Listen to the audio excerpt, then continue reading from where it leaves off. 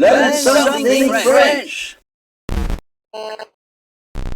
Hi, welcome to Learn Something French, episode number 6, the podcast for learners of French of all ages, skill and ability who want to learn something French. And this episode is a very exciting one to me because we'll be looking at my favourite French author, Guy de Maupassant, and we'll be reading the first few lines of the first chapter of Le Pere Milon, which is a short story originally published in a newspaper in 1883 according to my notes. So let's get started and we'll be discovering beautiful French literature.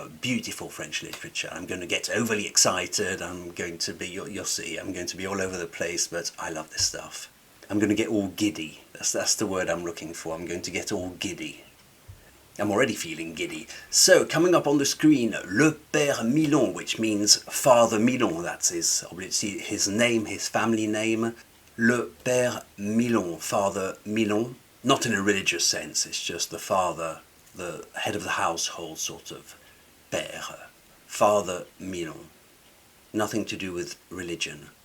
Depuis un mois, le large soleil jette au champ sa flamme cuisante.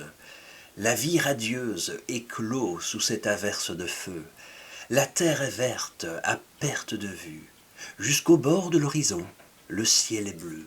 Les fermes normandes semées par la plaine semblent, de loin, de petits bois enfermés dans leur ceinture de hêtre élancés. Oh, is that beauty or what? I'll read it a second time. It's just wonderful. It's pure beauty. I'll read it a second time now. Depuis un mois, le large soleil jette au champ sa flamme cuisante. La vie radieuse éclot sous cette averse de feu.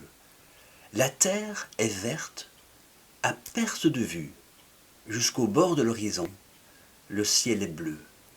Les fermes normandes, semées par la plaine, semblent, de loin, de petits bois enfermés dans leur ceinture de hêtre élancés.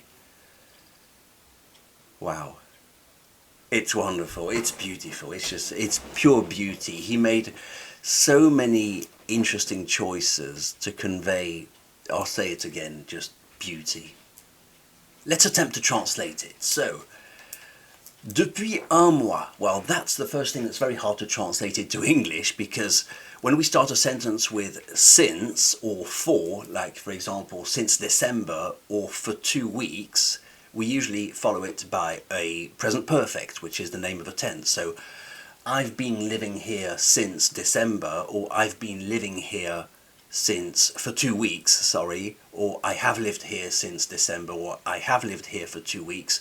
You notice that when we start the sentence with the word since, it's either followed by a present perfect or a present perfect continuous. And if it doesn't mean anything to you, it's quite normal, because as native speakers of English, you don't usually have notions of tenses or the names of tenses, and this is where we see a big divide between French-speaking culture and English-speaking culture. The way we learn our own first language, in French I mean, is completely different from the way you learn English as a first language. So I've just named 2 tenses.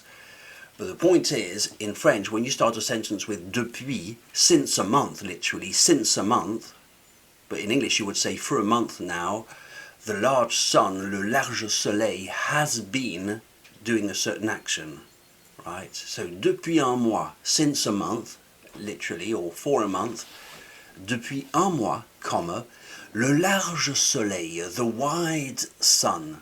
And I love the choice of the adjective large, the wide sun. He's emphasizing the width of the sun. Le large soleil, beautiful choice. Jette au champ sa flamme cuisante. Literally, throws to the fields its flame that cooks. Because cuire, cuisant, is the notion of cooking, so that the sun is so hot that it actually fries everything it sees. It cooks everything it sees. Une flamme cuisante. This is beautiful. It throws its flame, not in the plural, flames, just it throws its flame. So, depuis un mois, and we're right in the middle of the story, aren't we? We're literally standing in that field. We're with the author, standing in the field. That's why he's using the present tense also. Depuis un mois, Le large soleil, the white sun, throws, jette. By the way, if you ever see the letter E followed by two consonants, chances are it's going to be pronounced, e, like a cigarette, e, like elle, the word she, E-double-L, E-double-T, E-double anything. Except the letter M, there are a few adverbs that get a bit strange there, and the E actually sounds like an A, but usually E double consonant sounds like an E, jette. Le large soleil jette au champ, to the fields, sa flamme cuisante. It's not usual to say jeter à or jeter au. It's more poetic. This is a poetic choice. So it throws to the fields. Normally you throw towards. It throws towards. It's not usual to use that type of preposition, but Maupassant got away with it and it works very well. It throws to the fields. Second sentence. La vie radieuse éclot sous cette averse de feu. La terre est verte à perte de vue. So la vie radieuse, how could we translate it? The radiant life. La vie is the life. Radieuse, radiant or glorious, radieux. It conveys the idea of rays of light. So la vie radieuse, when someone is radieux, they're radiating. That's really what it means. You're radiating. You know, I saw her yesterday, she was radiating. Elle était radieuse, so she was so happy. So la vie, life was radiating with joy, literally. La vie radieuse, éclot. That means to hatch. Éclot sous cette averse de feu. So the radiating life, glorious life, hatches under, sous means under. Une averse is a shower, that's it. Une averse is a shower. So it's a shower of fire. Is that not beautiful? So the radiating life hatches under this shower of fire. Do we not feel the heat? Of course we do. La terre est verte à perte de vue. The earth is green as far as the eye can see. So la terre could mean the earth, literally the brown stuff that you... La terre it could also mean planet Earth. La terre with a capital T. I think he probably means the landscape here. La terre, and I think he chose the word terre just to emphasize the organic side of things. It's all about feeling. It's very organic. It's about heat and feeling and touching and the senses. It's all about the sentence. So this is why he went with the word la terre, the earth, meaning the landscape. Est verte, there's a few colour adjectives that you can actually hear differently in the feminine. So verte, you actually pronounce the T. La terre est verte à perte de vue. À perte de vue is untranslatable. As far as the eye can see, that's the way it translates in English. À perte de vue. La vue is the sight. À perte, the loss. You can say la perte. Une perte d'argent is a loss of money. So to the loss of sight, literally, it's the earth is green up to the loss of sight, up to when you lose your sight, you can't see any further. Jusqu'au bord de l'horizon. That's quite unusual, but it's an interesting formulation here. Up to the edge of the horizon, as if the horizon has an edge, but the horizon is the edge. So jusqu'au bord de l'horizon, really to emphasize the last few millimeters, as far as the horizon goes, jusqu'au bord de l'horizon. Le ciel est bleu. The sky is blue. Blue perfection. So we have... You can see the colours, can't you? Yellow, blue, green, very, very organic colours. Le ciel est bleu. Jusqu'au bord de l'horizon. Le bord is quite a hard word to translate, I find. That's one of those tricky words from one language to another, but le bord is literally the edge. But then we enter in all sorts of conversations about, well, how do you say the edge of the pencil? How do you say the edge of the table? It doesn't always translate very well. That's just one difficulty with that type of word. But anyway, you could say le bord de la table, the edge of the table, where the table stops.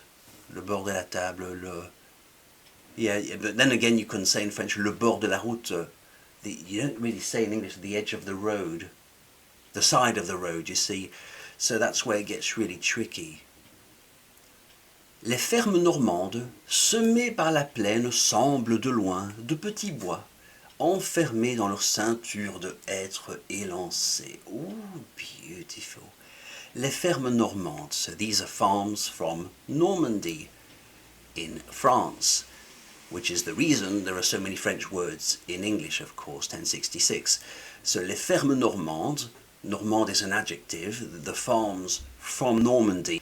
Les fermes normandes, semées par la plaine, semblent. So semer is to sow, right, when you throw a handful of seeds. They are sown across the plain. Now the word par doesn't mean by the plain. The plain is not sowing the farms. It rather means scattered. Maupassant, I've noticed, often distorts prepositions. And here he's done it twice already, with jeter au champ, throwing to the fields, and here it's sown throughout the plains. That's really what it means. It's not par, as in the plain has done the sowing. It's really that the farms are scattered across the plain.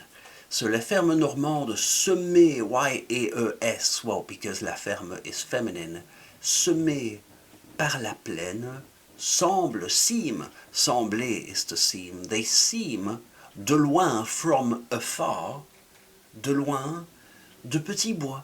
They seem like little woods, little clusters of woods, you know, gatherings of trees, a little wood, not quite a forest, a wood. De petits bois, comma, enfermés, locked in, enclosed, literally enclosed, dans leur ceinture de hêtres élancés. Oh, beautiful.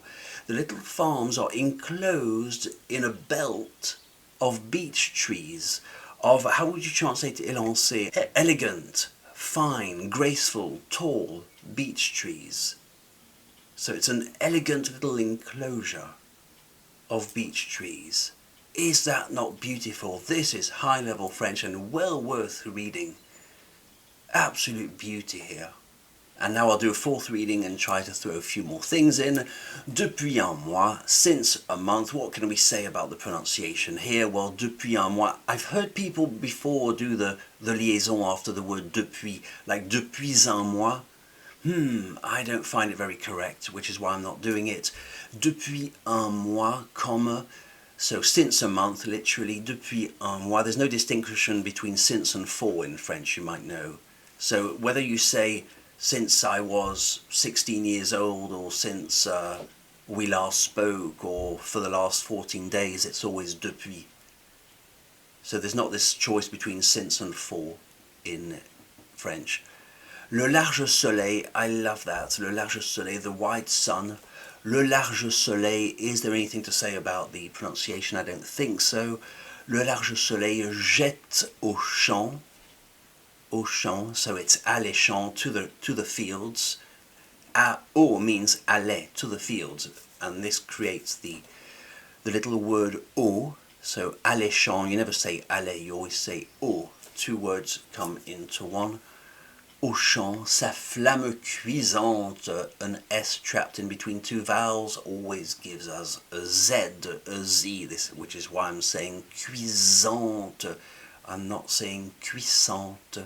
La vie radieuse éclot sous cette averse de feu. La vie radieuse, another case of S trapped in between two vowels. La vie radieuse, radiating life. Éclot, silent T.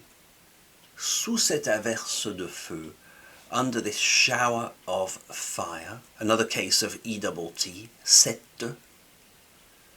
La terre, another case of E double consonant. La terre est verte à perte de vue. And you can actually use that in conversations, à perte de vue. It's not unusually literary. You can actually say it in conversation, à perte de vue, yeah. Like, for example, there was a traffic jam. Cars were piled up as far as the eye can see. À perte de vue. You can easily place it in a conversation. Jusqu'au bord de l'horizon, up to the far end of the horizon, the edge of the horizon, and there's almost an idea of falling off the cliff, you see, where the earth stops. I'm not implying that Maupassant ever believed that the earth was flat and you'd fall off, not at all. It's just a poetic formula. Jusqu'au bord de l'horizon.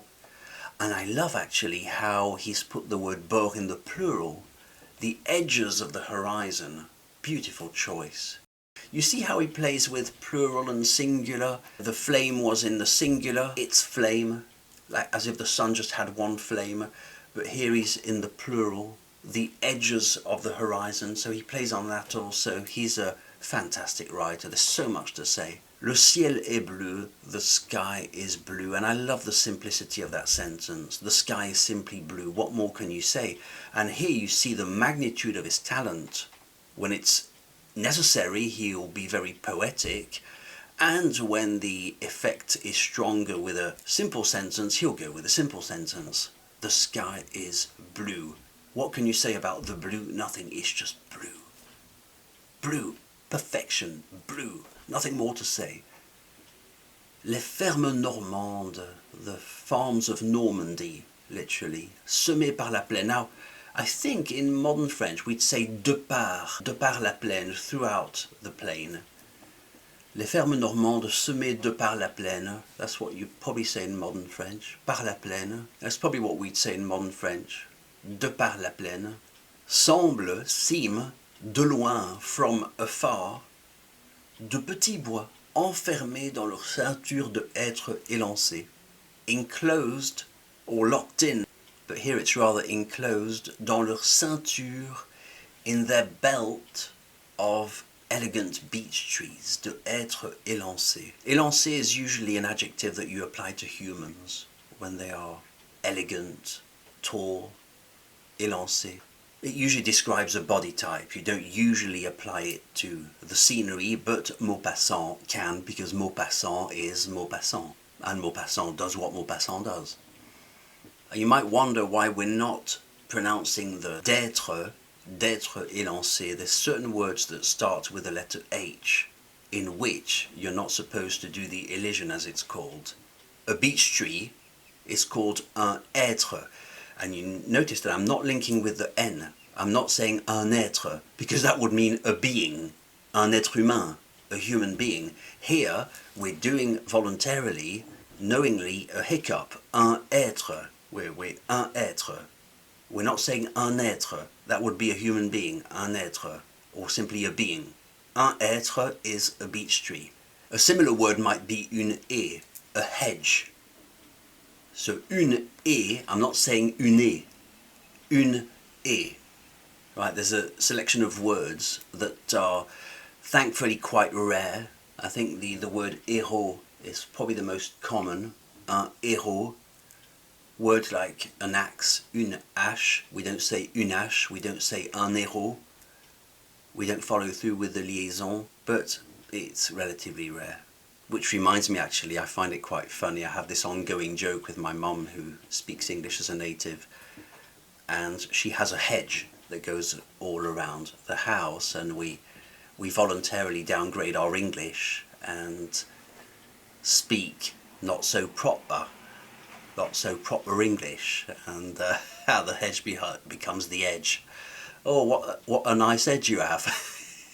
A nice edge. But then we call it the edge of the edge. Right at the edge. You know, the edge of the hedge becomes the edge of the edge. Which, anyway, it's a private joke we have. What a nice edge you have. An edge. It's like an horse. I had an horse. What a nice horse. The horse is by the edge. The horse is by the edge. Anyway, I hope you enjoyed this podcast. I hope you enjoyed this episode. Le Pere Milon. If you ever get a chance, discover Guy de Maupassant. My name's Chris. I do bilingual French teaching to make your life a lot easier in my classes, English to French and vice versa. See you soon. I hope you like this episode.